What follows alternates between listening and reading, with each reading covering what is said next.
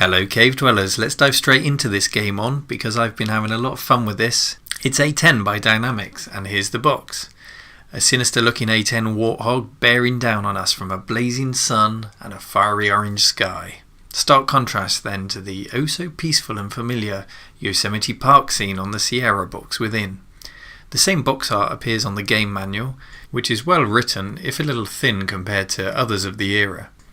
2 floppy disks, for this is the Amiga version of the game, and these disks say version 1.0. We'll be playing version 1.5 today, which came on 3 disks, including some bug fixes and the addition of the Gulf War missions. We've also got a warranty registration card, a leaflet to buy an additional mission disc, and not one but 2 Sierra Games catalogues full of the hottest games of the time, like this, codename Iceman. That's what's in the box. Let's get into the game. As always, I wanted to enjoy this game on the kind of hardware I could only have dreamed of at the time of release, in this case 1989. A toss-up then between the Amiga 2000 and a 486DX266 Intel processor. For raw power, the PC was a clear winner, and reviews at the time didn't recommend this game on any Amiga with an accelerator card under 16 MHz. So the PC version then. Unfortunately, the Sound Blaster was in its infancy, so this game could only support ad-lib sound cards, and you can clearly hear that this is not a Yamaha synthesis chip playing. It's the PC speaker. Yeah, I don't have an ad-lib card, and this music is absolute torture.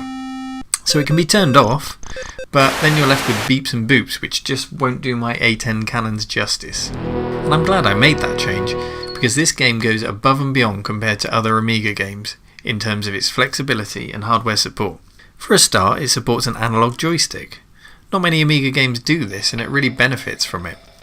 The music doesn't drill into your skull, as you can hear, and you get an impressive 8 levels of detail to choose from wireframe, which you might opt for on a stock A500, to filled, dithered and light sourced, to push your accelerator to the limit.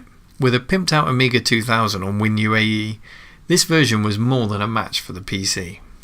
Game modes include single missions or a choice of 3 campaigns, 2 in Europe and Desert Storm, also known as the First Gulf War, which was added to the game in version 1.5. Into the sim itself then, and going back to those 8 detail levels, here's level 1, wireframe for the poor A500 owner. And here we are at level 8, pushing our Motorola processor to the limit. And honestly, that doesn't look bad. In the cockpit we've got perhaps the earliest example of a digitised cockpit, a style that carries through the game with digitised crew and briefings. Aside from the single map in the centre and a crude radar, it's not really functional. Your eyes are mostly spent scanning the heads-up display with airspeed on the left, height above sea level on the right and direction on the horizontal. Keeping your eye on the altitude is a must, but so is keeping your eye on the ground. Sounds obvious when you say it out loud, but anything other than a single flat plane for the Earth at this time was pretty rare. Other than the obvious large hills, smaller hills, differences in ground level, and even river valleys add variety and danger to the game. Here's one of my highlights from the game. Flying low down this river before popping up to take on a sound launcher. Although the collision detection on this bridge wasn't so hot.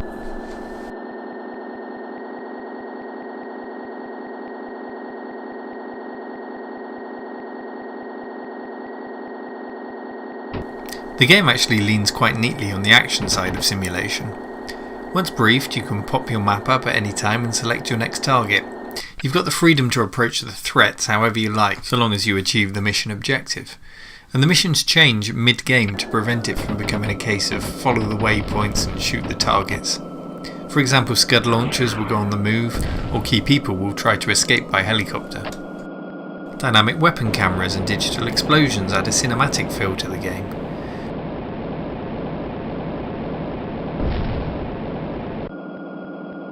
Although, while we're operating a camo green A10 in the desert, I really don't know. In summary, with the advantage of being able to enjoy this game with a top-of-the-range Amiga, it's a fun and engaging sim which makes up for the lack of depth with a distant touch of Origin's Wing Commander in its slightly cinematic feel.